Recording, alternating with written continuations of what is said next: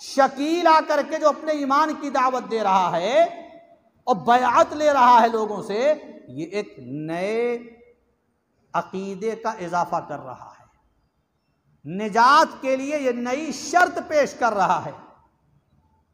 अब निजात के लिए नई शर्त का इजाफा का क्या मतलब?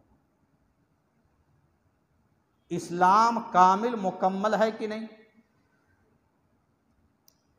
जितने अकायद मानने जरूरी थे वो कुरान ने बयान कर दिए हैं या कहीं कसर छोड़ी है? मुअतक़दात इस्लामिया तफसीलात के साथ हमारे सामने आ चुके हैं कि नहीं? ईमानियात की जितनी बातें हैं कुरान और हदीस में बयान कर दी गई हैं या नहीं? जाहिर है कुरान ने तो ऐलान कर दिया, अरफात के मौके पर नबी पाक सल्लल्लाहु अलैहि वसल्लम ने फरमा दिया कि दीन तुम्हारा मुकम्मल हो गया।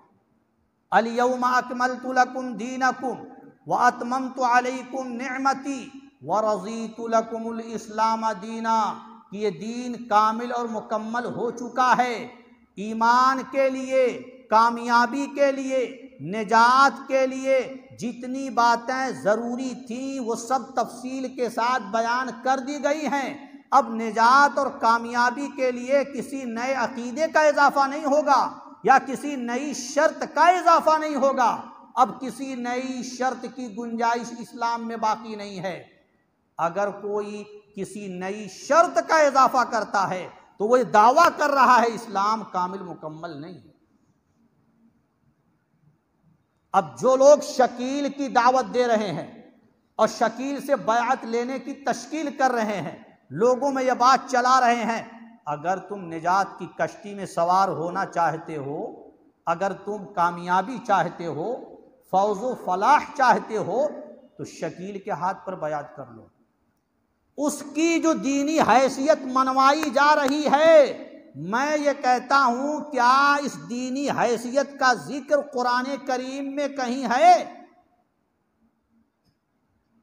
अगर उसकी दीनी हैसियत पर ईमान लाना जरूरी था और निजात के लिए उसके हाथ पे बैअत करना शर्त था, तो कुरान ने उसके नाम का तज़किरा क्यों नहीं किया?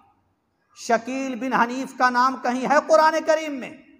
बिस्मिल्लाह की बा से लेकर वन्नास की सीन तक पूरा कुरान आप पढ़ जाइए, कहीं भी शकील बिन हनीफ का नाम आपको मिल नहीं सकता।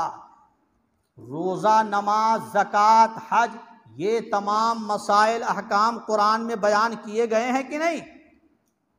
ज़कात के अहकाम, रोज़े के अहकाम, नमाज का तज़किरा, इन सब इबादतों का कुरान करीम में तज़किरा है। अगर शकील बिन हनीफ की दीनी हैसियत को मानना ज़रूरी था तो सवाल पैदा होता है कि कुरान ने उसका नाम क्यों नहीं लिया, उसका तज़किरा क्यों नहीं लिया? इसका मतलब यही है कि अब किसी नई शर्त का इजाफा नहीं होगा, किसी की अब दीनी हैसियत को नहीं माना जाएगा।